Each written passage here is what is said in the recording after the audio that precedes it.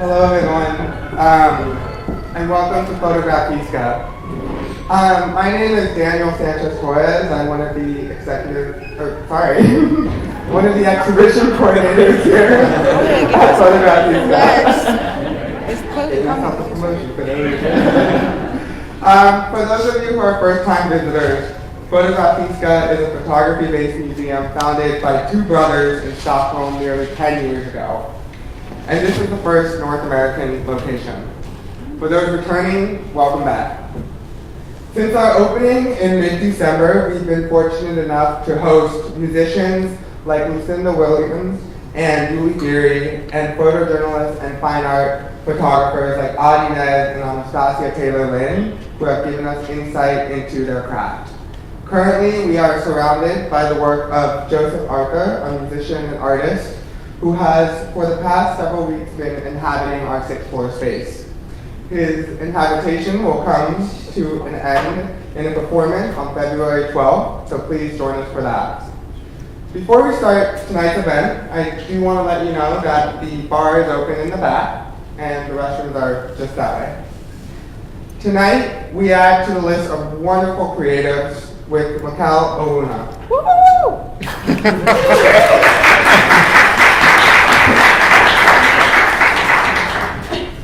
Mikael is a queer Nigerian-Swedish American photographer, and he's here to talk about his new book, Limitless Africans. Limitless Africans is a photography project that Owunna completed over 6 years, with the aim to celebrate over 30 LGBTQ African immigrants. Owunna will be joined on stage with collaborators and models from the project, Mai'Yah, Emem, Obot, Esther, Yewa, Aloba, Kidandfro, and Mai'Yah. They will be in conversation moderated by Executive Director of RDJ Refugee Shelter, Edafe, Okporo. After the conversation, Mikael will be available to sign books here. Without further ado, I'd like to hand the microphone off to Edafe, who will be moderating the conversation. Thank you very much for that warm introduction. Thank you all for coming tonight. I know it's like a summer-like weather, and we are happy to have a full house tonight. Just a couple of house rules. You know, currently we have social media, so there's like FOMO, the fear of missing out. For people to have FOMO, people in the room have to create it for people outside. So I know you're all here to listen to our conversation, but it's also important for us to reach out to more people that are not here. So if you have Twitter, Instagram, and Facebook, you could go to Mikael Owunna's page and follow him. And if you're on Facebook, there's a live streaming that's currently going on. If you hear a quote you like, please tweet and send the birds out of this place. Let them fly very hard. Because these beautiful models that are here, they are packed with wisdom, and we are going to celebrate the beauty of African queerness tonight. Please give them a round of applause.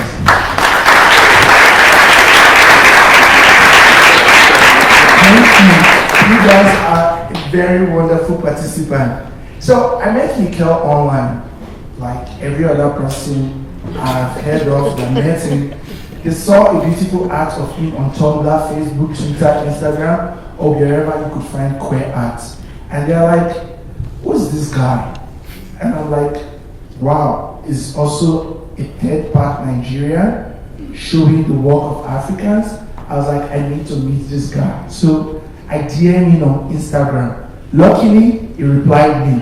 And that's how we became friends. But today, it's not about all I could say. It's all about what they could say about the collaboration. So I'm going to give the panelists, starting from my left, Yewa, an opportunity to introduce themselves before we start the conversation for tonight. Once again, thank you all for coming. So Yewa, let's go. So what's up? My name is Yewa. I'm a Brooklyn-born native, born and raised. And I also met Mikael via the internet, but I actually met Mikael through Mai'Yah. We had like an exchange on, what was it, Instagram? Instagram, yeah. we had an exchange on Instagram, and I think it was like probably a year prior to the project, and we were always talking. It was like, okay, like not every day you find like queer Africans out and about, and like, you know, just with being able to have a conversation with her and like us just talking about this project, and even just having a casual conversation before that was just pretty cool for me. So then when she did mention the project, it was like, hey, like I have a friend who's about to do this project and he's looking for participants, would you be interested? I said, of course, like why not? And at that time, I was also just getting started into unintentional modeling career. So I was like, okay, this could be cool, like why not go with it? And then we all ended up meeting, and it was pretty dope, you know? So I'm glad to have been a part of this project, and for it to not only be a one-time thing, something that kind of just extends over time, and we have kind of built a community around it is phenomenal, because sometimes, you know, you may do something in a moment and might stay there, but this project has definitely spanned across a couple years now, so, and the connection spanned across a couple years now, so I'm very privileged to have been a part of the project and also be able to get to be in spaces like this and speak to other people about my experiences and, you know, just engage. So I hope you guys enjoy what you get to see and hear. Thank you.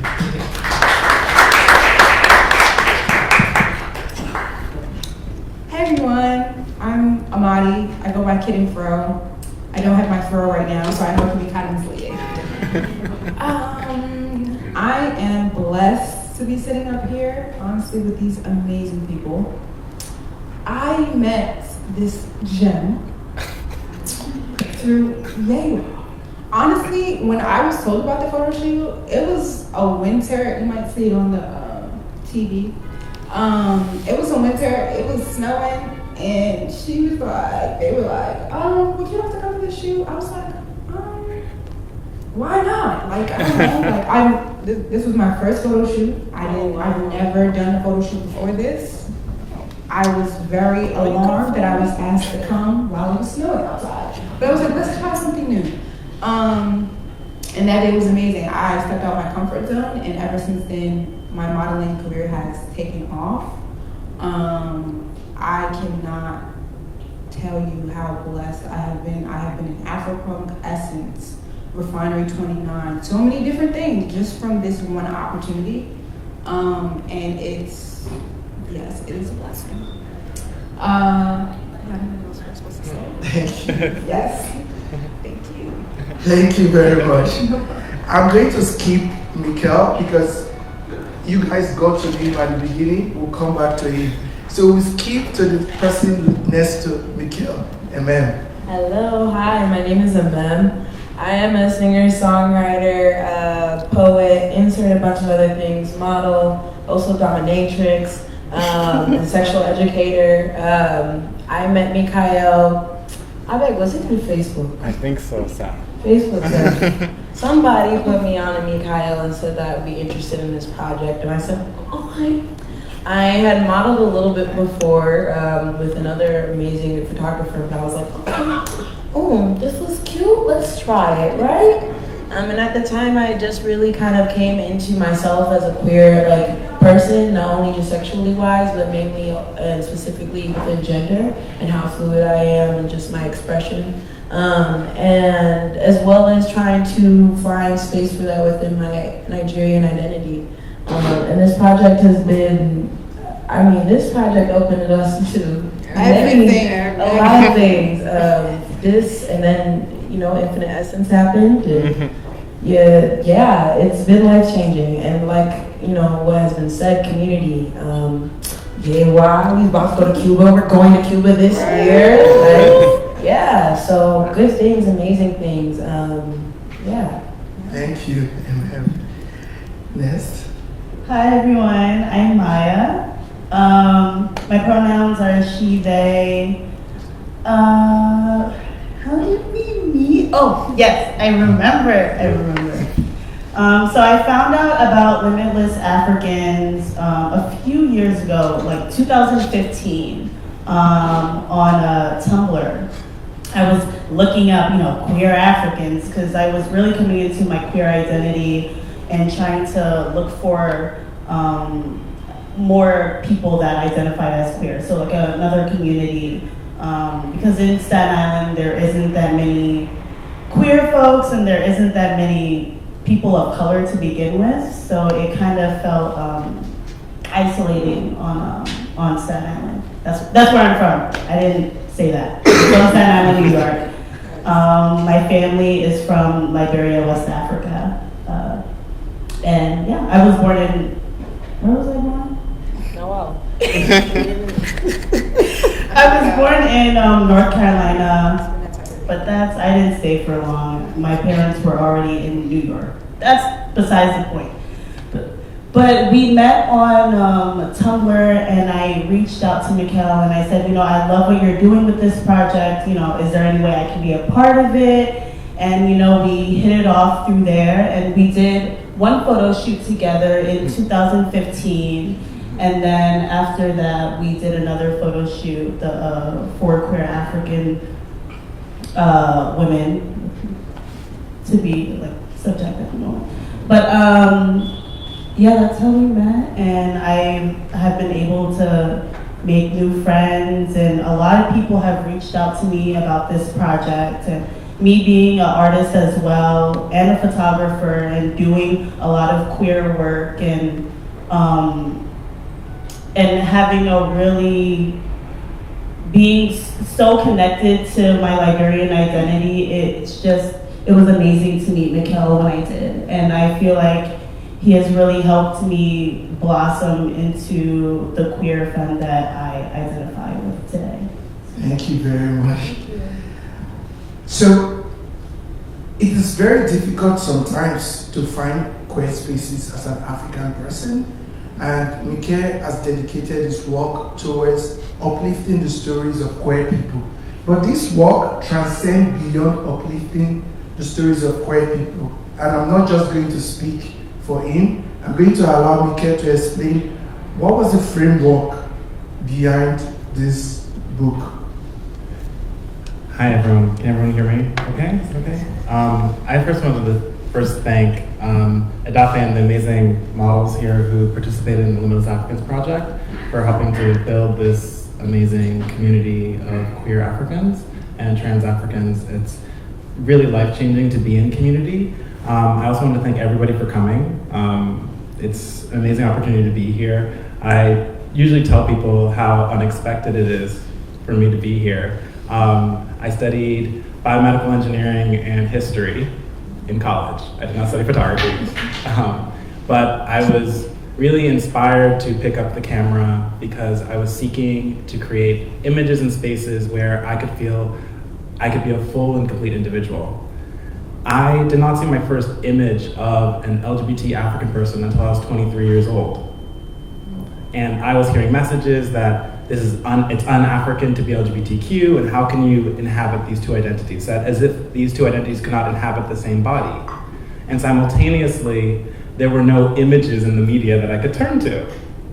Until I saw the work of Nellie Maholi, who's this amazing Black lesbian South African photographer. But there's this kind of space that was a void that was there, that I was really thinking about, okay, how could I create images to fill that? And so in terms of like the actual creation of the book, after finishing my engineering degree, I went to Taiwan for a year, and I was working with Taiwanese Aboriginal youth, teaching them photography as a space for cultural empowerment. And when I came back from that experience, I learned the power of the camera to change narratives and to open up lives.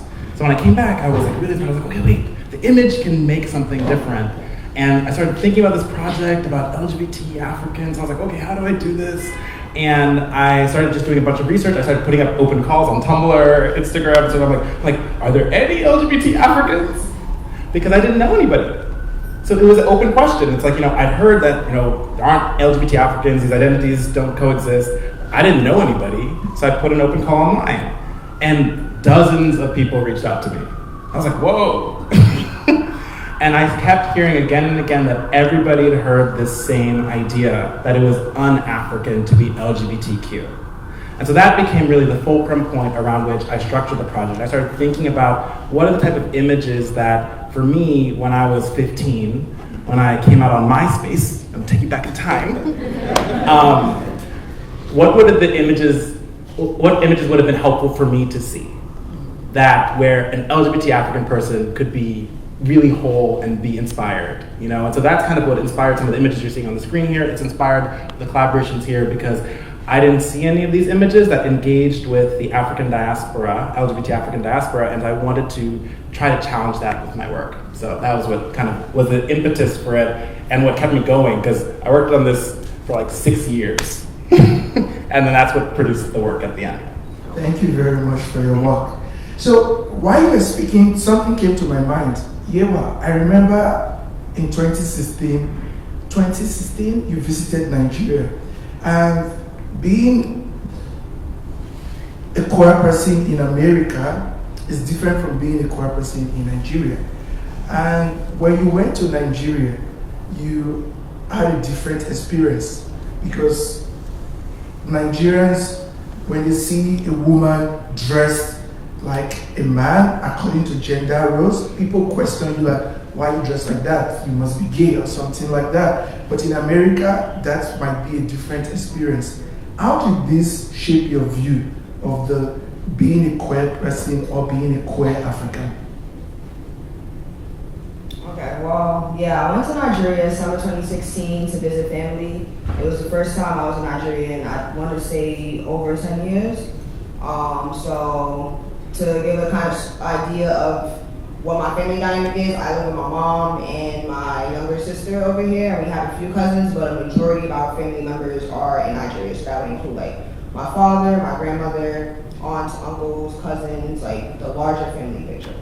And being in Nigeria and trying to balance this identity that I basically just became comfortable with was,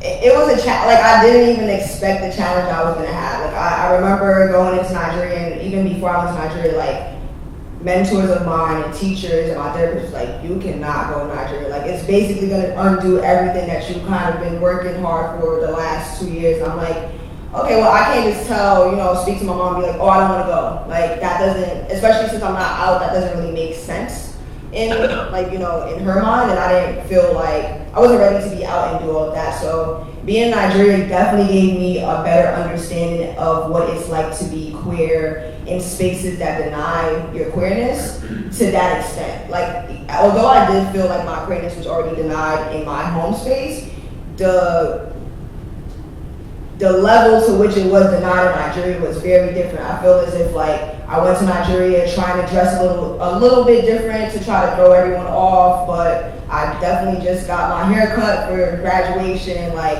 I had like, the same kind of cut that you would see in the pictures. So it's like, as much as I was trying to change these outside appearances of myself, it didn't fool anyone. I would be in the village, I'll be in like Oshodi Marketplace or like Yewa, and like people were just like, hey, like, this girl, like, who is she? Like, what are you doing? Like, I know you're gay, I know you're like, what is it like? So it's like, wow, like for everyone else to try to like, identify me or like categorize me already just because I stand out that much in Nigeria definitely made me feel like a kind of discomfort I haven't experienced to that extent. So I feel like Nigeria was an experience I would say I'm grateful for because it definitely allowed me to see it from a different lens, like how privileged I am to be in America and be able to still claim myself even though other people overseas can't, and do it for other people that can't do it overseas. And it definitely shaped my experience because I was going right into college, so it made me want to be more of myself because I realized how much I couldn't be myself for a month. And yeah, like that, it definitely, to this day, I still feel as if I think about how Nigeria shaped me because it took me a while to realize like, oh, like it made me feel a little more closed off, but I didn't know where that was coming from. And it made me feel a little more disconnected from my family, and I didn't know where that was coming from either. So, just looking back at my experience and trying to also still unpack how that made me feel to this day is very interesting. But yeah, that's basically the general idea of it. Thank you for sharing that. I know it was very difficult for me to be myself when I came here because I've been so oppressed that I don't know how it is to be free. So knowing how it is coming from a free country to being oppressed is kind of interesting to hear. Emem, I remember when I met you the first time. Before I met you, I saw this photo of you from the other collaboration you have with Mikael. And I felt this kind of like spiritual vibe. I vibe with you. And you're an artist, you're a musician. At what point do you get to think that you want to be a visible queer person, knowing all the challenges you're likely to face? What does visibility as a queer African and as an artist mean to you? That's a deep question. I bet it's not to give me help, man. Take your time.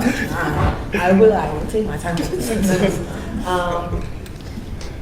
So, visibility for me,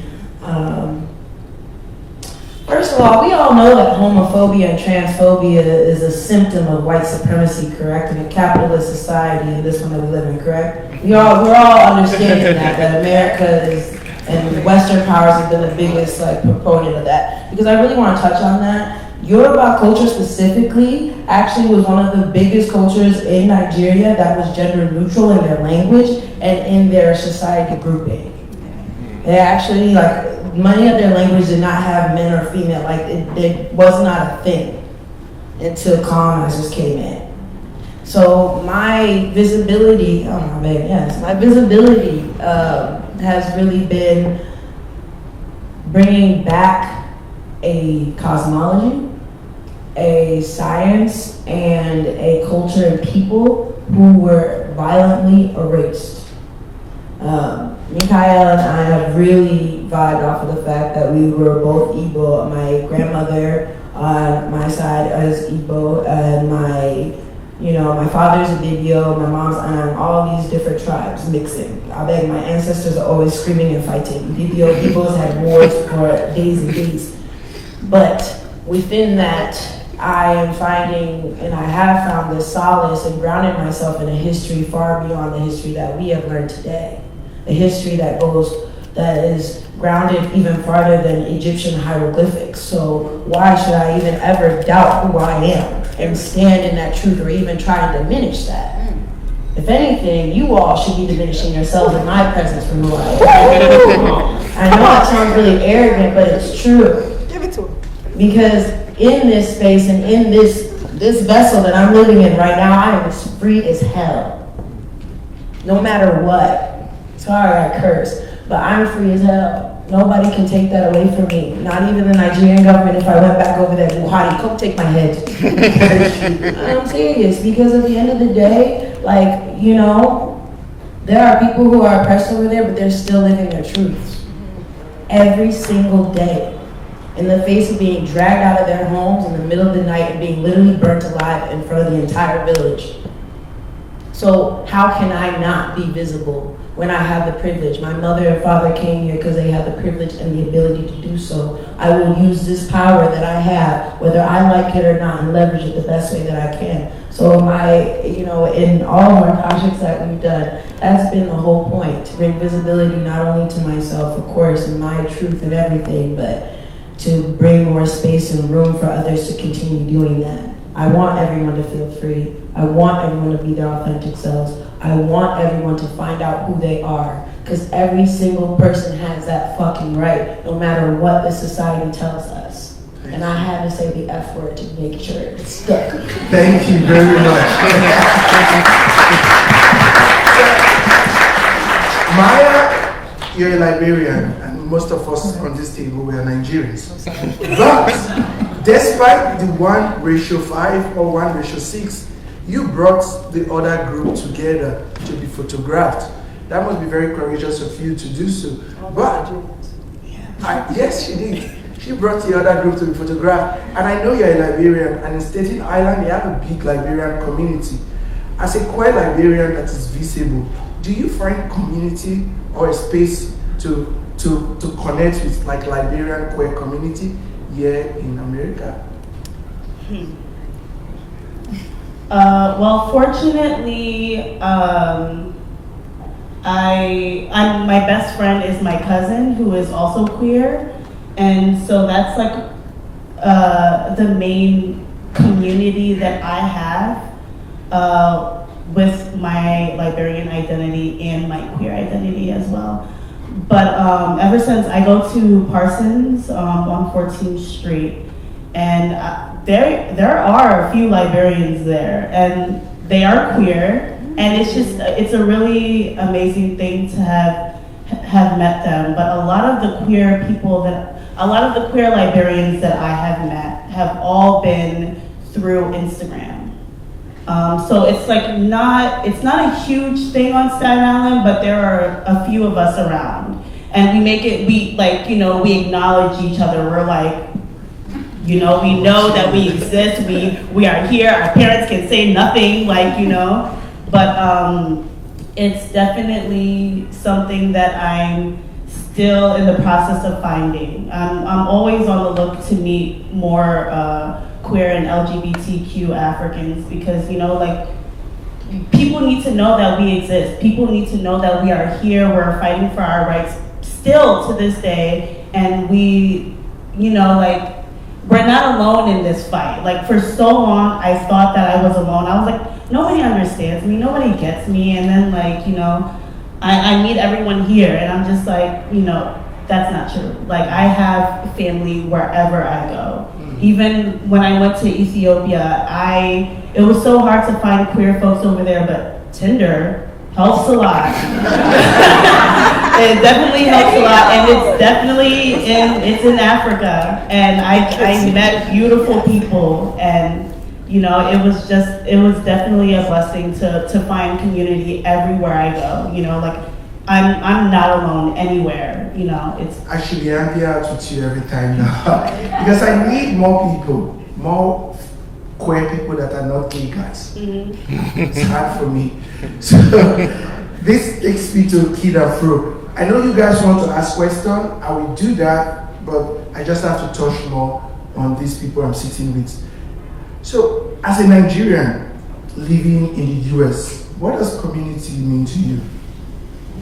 As a queer Nigerian living in the diaspora? That's a great question. Community, we were just talking about this.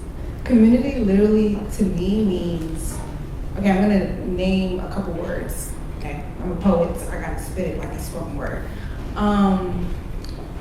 Respectability politics, joy, high vibrational love, comfort, nurturing, standing in my truth. Those are a couple words. So far for me, I've definitely seen a change in my growth from this photo shoot to where I am now in terms of me being a queer Nigerian here regarding my community and my space and my safe space. I think often as a queer Black woman, a queer Nigerian woman, that it's often a battle, coming into a room, seeing your counterparts or people in a room, and feeling like that Black sheep. But I think definitely after this photo shoot, I know I keep saying this, but it's literally just what it is.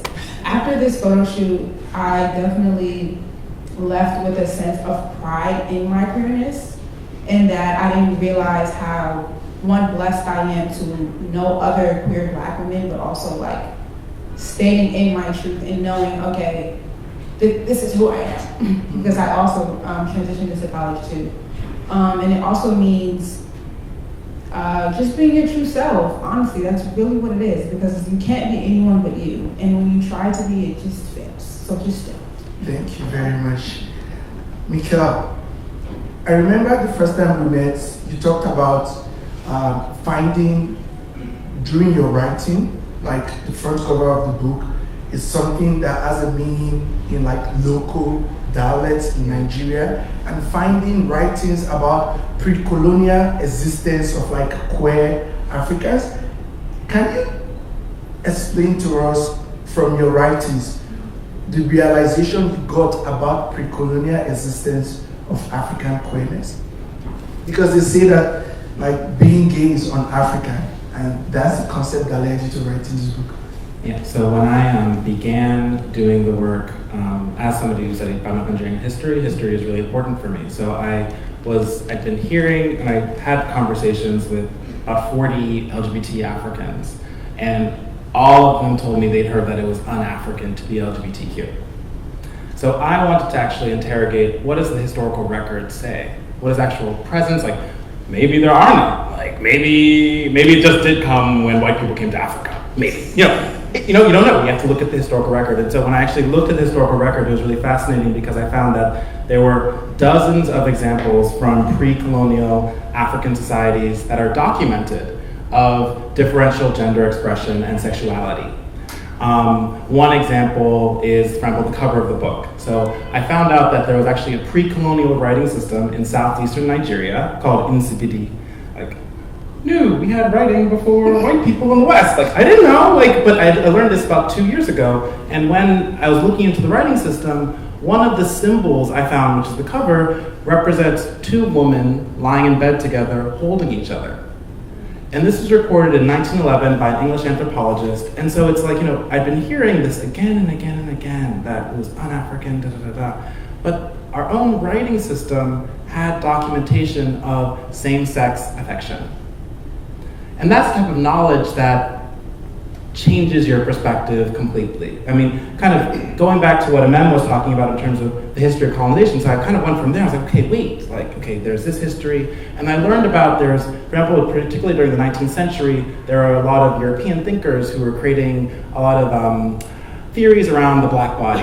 The 19th century, taxonomy, and all this stuff's going on, social Darwinism. And one of the ideas that was propagated was an idea called the sotatic zone. By Sir Richard Burton, he was an English Orientalist. And the idea was that there were certain parts of the world where homosexuality existed, and there were other parts where it did not exist. And he said that in sub-Saharan Africa, there was no homosexuality. He's like, okay, Italy, yes, they're a little bit, different, China, yeah, we can see it there. He literally just pointed on a map, and he's like, okay, gay people here, no gay people there. And he said, there are no gay people in Africa. Why? I was like, okay. And the thinking was that black people were so close to the level of animals that we could only be capable of a natural heterosexual impulse to reproduce. And it sounds crazy, but this is the type of thinking that informed colonial policy. It informed the work of missionaries on the continent. And so when I learned that, it was such an opening point where I was like, okay, it's not that Africans are inherently hateful of gay people or trans people. Our writing systems have evidence of acceptance. But this has been decades and centuries of coercion under colonial rule. And so with that, it made me think about how using the narratives and kind of the contemporary work that we've done in terms of the imaging, but also connecting it to a pre-colonial history and African cosmological systems to give that context for people, that this is not that we just appeared here in 2020. There's a long history that goes behind it. So the work in the book kind of touches on and explores pre-colonial African narratives while also connecting us to the modern day history. Because I found that it was a really healing moment for me, learning what the true history of Africa is. And I think, Black History Month, etc., Black History, for me, Black History is every day, But particularly reflecting on that and the real histories of African societies, it opens up our ideas because many of them were so much more accepting of differential gender expression and sexuality than the West. So that really challenged my perspectives. Thank you very much. Because of time, we're going to do a light round. Please just stick to 1 minute or less so we can ask questions from the audience. I'll start from Mai'Yah to this week. What, for you, is your hope for the future of queer African narratives? That we're able to be heard, that we continue to share our voices, and we continue to stand up for each other. We need community, we need each other. This is not a individualistic, this is not how we work, we need each other to grow and to prosper. And that's my thing. I just want us to hold each other and to rise together. Emem, what is your aspiration for young queer Africans?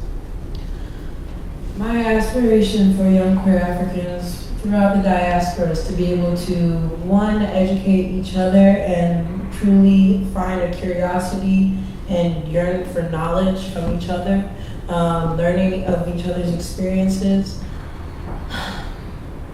as well as allowing our queerness to stay within the context of Africa and our culture.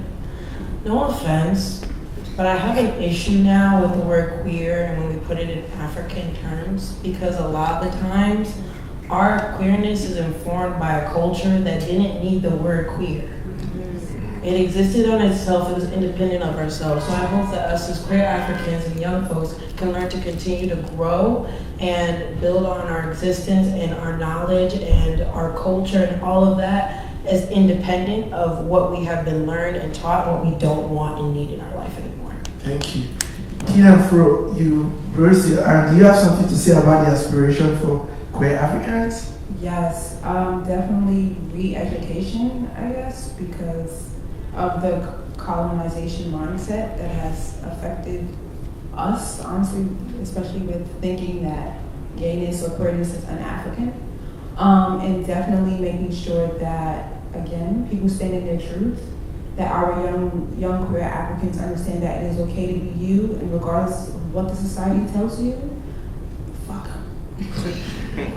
Yewa, if you had the opportunity to go back to Nigeria, what are the messages you hope to take back with you?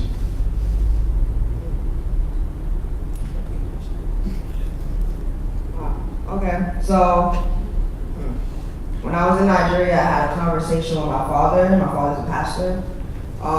And the first interaction we had was that, like, the first thing he said to me when he saw me was, oh wow, like if people tell you you look like a boy or like you look like, you know, a masculine person, tell them that you look like your father. And I look exactly like my father. It was a very interesting interaction. I think that was the most authentic, unintentional interaction we had, regardless of whether he acknowledged me or not, the way I wanted to be acknowledged, because it showed me that he saw me, like, despite him wanting to deny me, you know? So I just thought that was really touching to me in that moment. And then, I mean, of course, not all great things last, because right after that we had a discussion. He was like, oh, like, wow, like, you walk like a guy, like, what's going on? Like, why what's this? And I went back to the conversation I had with him before. I'm like, you know, I can see that you saw me for who I was in this moment, so I'm gonna hold on to that. Because if I sit here and I try to hold on to what you just said, I'm gonna feel crazy, you know what I mean? So I just want, if I'm able to go back to Nigeria, and when I'm able to go back to Nigeria, I want to be able to allow people to feel free to question me, because, you know, people can't learn if they don't ask questions. And I'm not gonna criticize or hold it against my family that they are the way they are, because I know that they were programmed, like you said, like it's our job to definitely deprogram ourselves and learn something else. So I want to be able to take with me, like, be open to asking questions. Like, if you look at me and you genuinely have a question as my family member or like whoever you're on the street, don't hold back, because I'll speak the same way you spoke your truth to me. I'll speak it right back, you know, and it's gonna negate what you just said, because I'm teaching you now. And I feel like, you know, it's 2020. Like, if I am able to go back to Nigeria, I feel like people already know what was going on when I was there in the first place. They just didn't want to know. They didn't want to act like they knew, but they knew. So I would just take back with me, now that I feel better about, you know, myself in this day and age, I would be open to interacting with people, because there's no way that other people can learn about the community without someone being able to answer questions. So Thank you very much to the panelists. Yes, I'm coming. We are going to ask questions. Just a quick intermission, because time is priceless. Can you guys do me a favor? Wait. Can you all stand up? Let's take a selfie. Just to mark this moment. Yeah, everybody stand up. Oh, wow. I don't have a phone. Oh, wow. Okay. But I have a long hand. Yeah, so. Wow. Oh, you're doing it? Yeah, everybody squeeze yourself to this way. Oh, Danielle, What's the selfie? He said his selfie. Everybody squeeze into the picture. I want to see everybody. I'm Italian, so I'll make crowd. And say cheese. Cheese. One more. This light is too much. Okay. Everybody squeeze into the photo and say cheese. Cheese. Thank you very much. So, one more question before we go into Q&A. So, before we move into the Q&A, I just want to ask Mikael a question. Because, you know, it's very difficult to produce this kind of work. I'm an author, I write books. I know how difficult it is to write a book and people come with their opinions, critics, and whatsoever. But like, how do you feel seeing your work out there? How does it make you feel? So thank you for the selfie. Really nice, nice moment. Particularly because this is the last event in the book tour.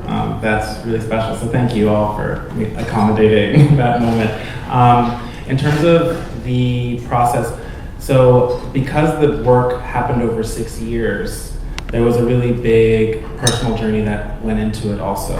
So actually when you look at, I'm going to keep it really short as much as possible, but when you look at the book's actually broken into 4 chapters that represent the 4, in the Igbo calendar, we didn't have 7 days of the week, we had 4 days of the week. And the 4 days of the week also represented north, south, east, and west. So it was the 4 divisions of the universe in terms of space and time. So I took all of the dates on which I did the photo shoots, and I correlated them to the Igbo calendar to put the LGBT Africans within a cosmological Igbo framework, an African framework. That was also because I was also going on a journey kind of myself through the work, you know, finding healing as an LGBT African person, like dealing with a lot of trauma. I kind of go into those stories within the work. And so in terms of when I finished it, when I saw the book finished and I was, actually took it, this is really intense. I took the book because the printing house was in Istanbul. And right before the pre-copy, I went to the Hagia Sophia, which is one of the largest, you know, basilicas in Christendom. And I blessed it in 7 corners of the Hagia Sophia because it was this huge cathartic moment for me of being like, wow, I traveled to 10 countries, I worked with over 50 people, and here I am. I've emerged at the other end. And I found healing. I had this journal entry that I wrote in my diary. I have, you know, diaries still that I keep. And in my diary, I wrote that, wow, I did it, I made it. And when I was 15, I didn't think, I could not have imagined that type of healing would be possible. So seeing the work finished, I really focused on that narrative of healing. You know, because everybody's here has been talking about our own personal journeys and how we've been navigating it. And I think rather than focusing on all of that pain and that struggle, I wanted to create images where we could imagine a world where we could be full and complete and where we could heal. You know, there's so much destruction that happens and so much destruction that's violence targeting marginalized people. And I wanted to imagine what that universe, that utopia could be for us. And so that's how I felt at the end, was that the sense of closure of this cycle that I've been on, kind of going through those days of the week, if you will, and closing it out. Thank you very much for that. Mikael is going to be here after the questions to sign books. The bar is going to be open, so he's going to answer questions if he gets tired. So if your questions are not answered during this Q&A, don't be angry at me. Be angry at the system that made it so. Please. It's a white establishment, you know, and everything. So I'm just going to follow the system. So I'm going to give 5 people opportunity to ask questions. And we're going to start with this guy because he has been so ready to ask this question. I will give him the opportunity. So I will give numbers so that we follow accordingly. 1, 2. The lady with the scarf, 3. Oliver, 4. Who's the 5th person? Ask question. 5. that now. Ask your question. So we're going to be quick with the questions and answering. Make your questions concise and straight to the point, as easy as you can. So one, thank you. Michael, when I was in West Africa, I went to a good but basic clinic for HIV for men who were showing signs of HIV/AIDS. And I'm wondering, will your book eventually become a engine for fundraising for Africa or for people in Africa? And also, would you consider doing a billboard for condoms with all your beautiful people that you have in contact with? Would you do a big, like in Lagos or something? That would be amazing. If you were 20 feet tall on a billboard promoting the use of condoms, which I think are being used more in all sexual encounters, but I think there's still work to be done here and everywhere else to use condoms in risky sexual encounters. I will say, first of all, in terms of the book is in limited edition. It is sold out on my website. These are actually the last copies that are available. There's no plan currently for a reprint. So I would, so there's not going to be copies available in that way. In terms of like reproductive justice or like sexual health campaign, that's not currently my plan. I allow the work and proper opportunities to intersect with me as possible. So not currently. Thank you. I'm so glad I have one of these books in my coffee table. So if you don't have one, limited edition, you should get one. It's enough talking and enjoying all the conversation, but if you get the book, please make sure you get one before you leave. I'm a marketer. I will squeeze you at the door and check your bag and make sure you get a copy before you leave. I'm just joking. Number 2. That's number 2. Hi. Hi. Everyone. Yeah. I'm gonna stand. Come on, show off that dress. I'm B-Hawk. My pronouns are they, them, bitch alive. And I just want to say thank y'all for being here, being present, and being free. I, as a black, queer, non-binary femme myself, look up to just everyone that has been marginalized with the system and that is living their truth, especially through art and the entertainment industry, because it's very tough out here for us to just push through and be ourselves and be just black magic. So I thank y'all for that. And speaking of black magic, and since we are in Black History Year, I just want everyone to take a little time and pull out their phones, because I have some questions for y'all. I hope y'all got some answers. Pull out your phones. I just want to get everyone's Instagram, and also if we could just put out and let the people know your Zelle or your Cash App. I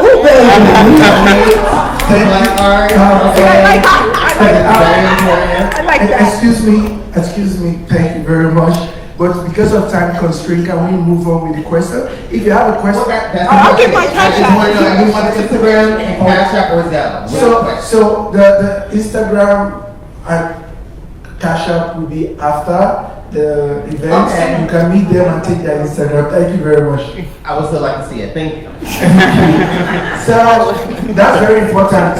Follow them on Instagram. It's very important. Show the work of artists. I believe that if everybody here share what's happening here, we're going to reach 1 million impressions on the internet. So we can do it. Number 3. Oh, number 3 is here. Thank you. Hi. So I think each of you touched on healing or reworking messages that you've encountered in just growing up, and similarly to being LGBTQ is not an African concept. I always grew up with, mental health, white people created this thing. So as you're going through your journey of understanding what has happened, reworking it, and repurposing it for what you need to be and stand in your truth, what are some tips or some things that you've been doing as all of this is happening that you use to heal yourself and just kind of pause and be like, oh, that was a lot. Now I'm gonna meditate or whatever. What are these things that you're doing to nourish yourself as you are contemplating these massive movements within yourself? Thank you. Can I go? So I love that question. I'm actually a plant-based chef. So I create like vegan delights and like vegan food for people of color.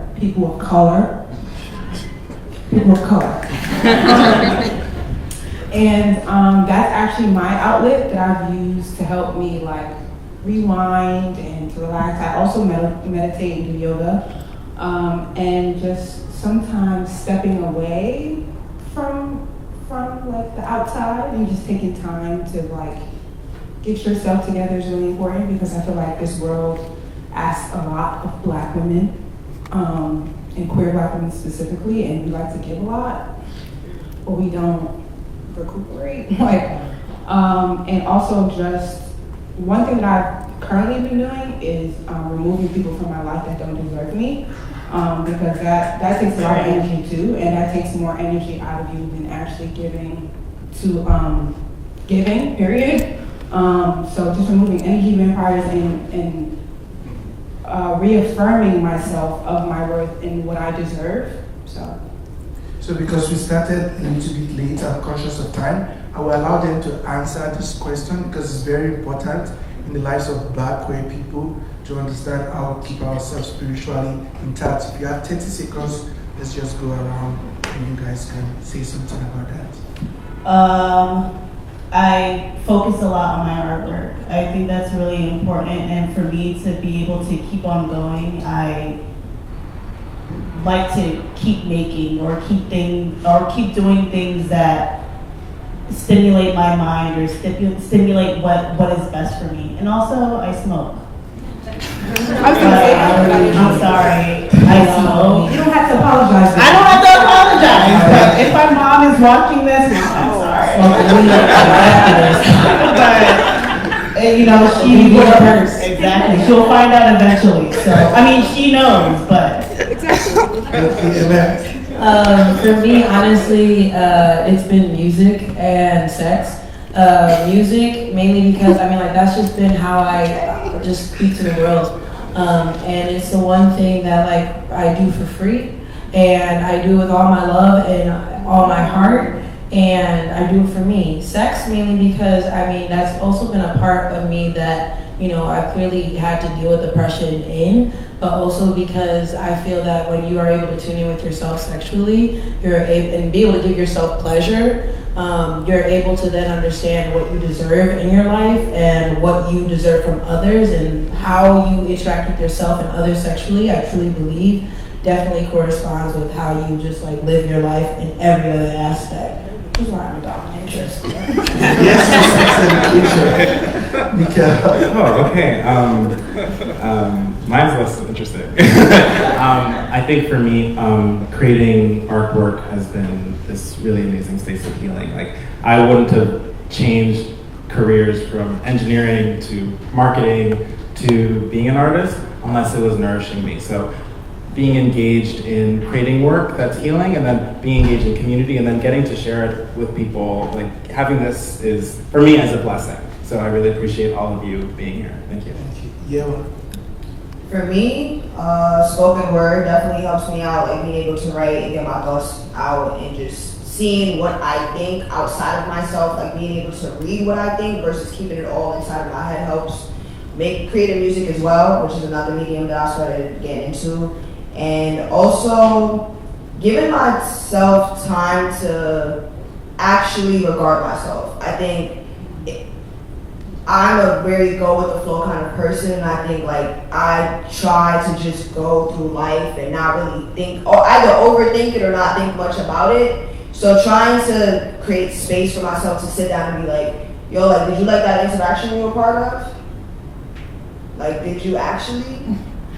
Okay, did you like this? Did you like that? Asking myself more questions, because I think being denied of freedom for so long denying myself of freedom for so long started to feel natural. So now it's me intentionally seeking freedom in different outlets. So even just seeking freedom within myself that has helped me, find peace and everything. Should I answer? Yes. So, there's something that is very, very real about human existence, and it was written in the Bible. It said that there is time and season for everything. And there's a time to mourn and there's a time to laugh. Also, the same thing goes to us as artists and activists. There's a time to be passionate and there's a time for you to relax. Because when you give and give and give and you don't have time to take, you get exhausted. So the best way to recoup yourself is to give and also find time to take, because they say that the death to your career is thinking that you know, to the point that when you don't know, you still argue with the things you know. You become an ignorant person, even when you are supposed to be a literate person. So one thing that you should know is that there is always a limit to what you know. And when you think that what you know have gotten you to somewhere, you need to refill to get to the next place. So nobody knows it all. Always find time to learn and improve yourself. I think so. Number 4. Oliver, it's you.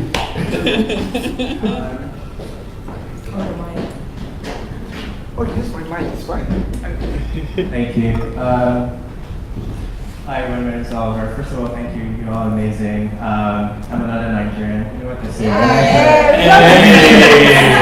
When Nigerians show up, we take over. So, this is profound, Mikael. This is amazing. We're really grateful to be able to see it today.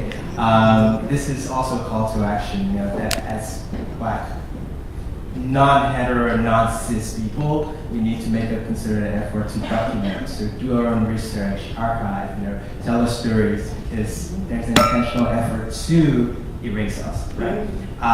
You just speak into some of it. It's just a comment, not a question. So just speak into something Mikael said.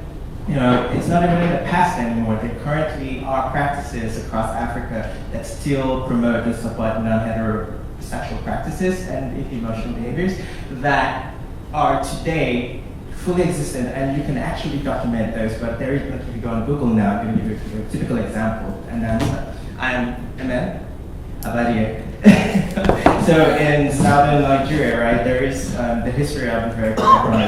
The history behind this is that there's a female warrior. She was so powerful, and she said, and the community were forcing her to get married to a man, and she said any man who could defeat her in battle could marry her, and no man could defeat her in battle. So she took a woman as a partner. And when the colonizers came, they told everyone that this was wrong, and the story, it's a myth. The story is that she walked into the Cross River and it was never seen again. So there's a statue of her, and she's now a deity that everyone worships.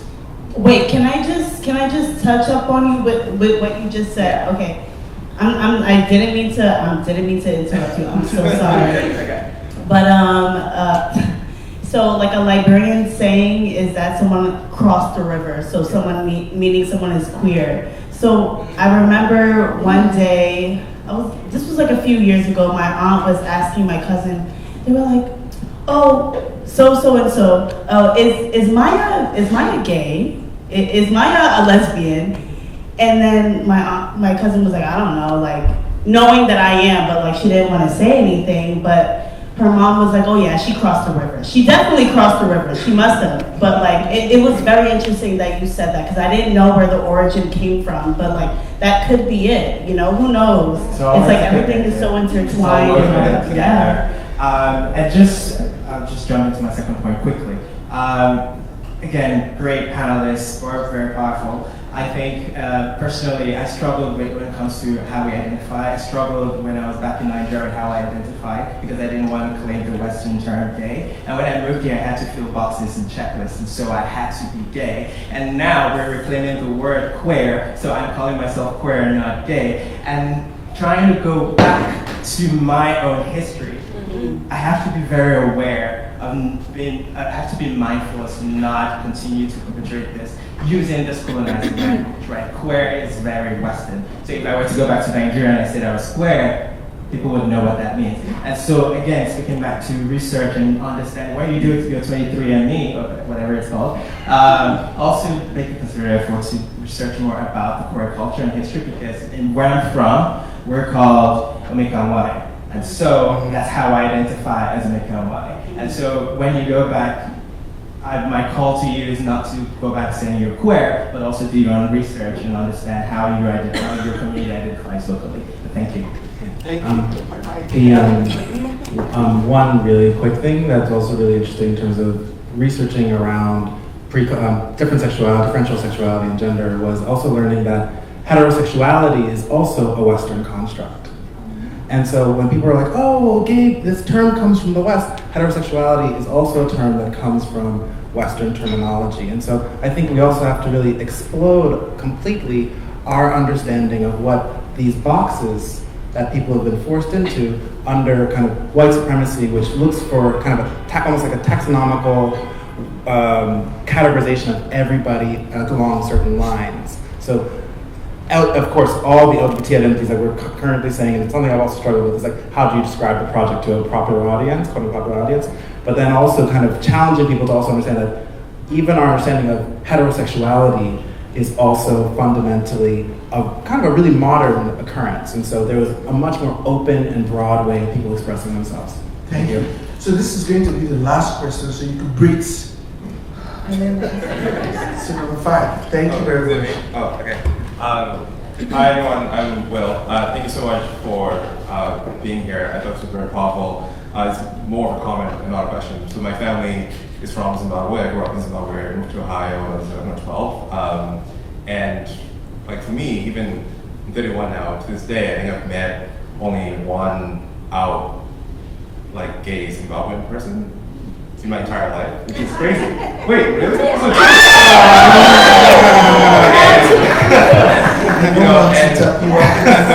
And I think like so 80% of my family is shown up from Zimbabwe, and the other 20% are Zulu from South Africa. And as free as I've been in New York and in my life in the U.S. and now American, I find it very hard to be myself with my family, like both immediate family and extended family. And this dissonance is very painful for me, right? Because I see myself, I came out when I was like 16 or 17 in Ohio. But then it's sort of like oddly alienating to encounter my family as myself, like when I travel back to South Africa or Zimbabwe. And so for me, it's like actually a very powerful thing. We come from what I think are shame honor cultures. And so like as a man, right, as like the son in my family who like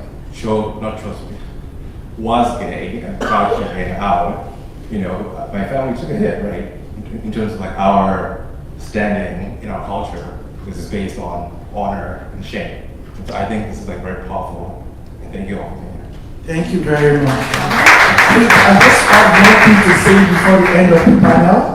Like me, I talk a lot, but I've been squeezing my mouth so that everybody here could speak. But I just want to close the panel with this. Mikael is an engineer, I'm a chemist.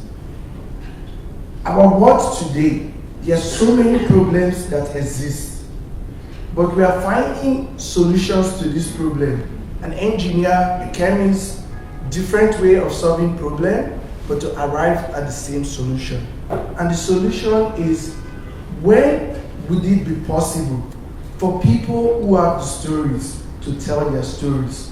That is giving people the opportunity to be empowered. So I want to thank the event organizers and this space for giving us the opportunity to share our story. And I want to thank all of you for coming out tonight. But I will say this, that if you hear the stories and you go and still manifest the cis heteronormative and misogynist behavior, then you haven't learned anything tonight. They say that polarity exists in our society because the two polar ends cannot allow the elements to be equal in an equation. Like water has H2O, 2 molecules of hydrogen and 1 molecule of water. But why is water a polar object? It's because the water is polar because the 2 molecules exist even in their differences. They still agree to be together. The same way we should all be, white, black, gay, straight. You can be 2 to 1 or 3 to 1. But the most important thing is that we need to find a way to coexist together. Because hydrogen is double the power of oxygen. Without oxygen, hydrogen is useless in the water. So you might be white, cis, and straight, or you are born in a foreign country that gives you the power to do so. But if you try to submerge the people that you're supposed to work with, you wouldn't go anywhere. So I'm glad to see both white, black, and every face here. And thank you very much for coming out. But when you are going out, go with this message that I have to tell the stories of these people. And that should be the mantra you live with. Thank you for coming.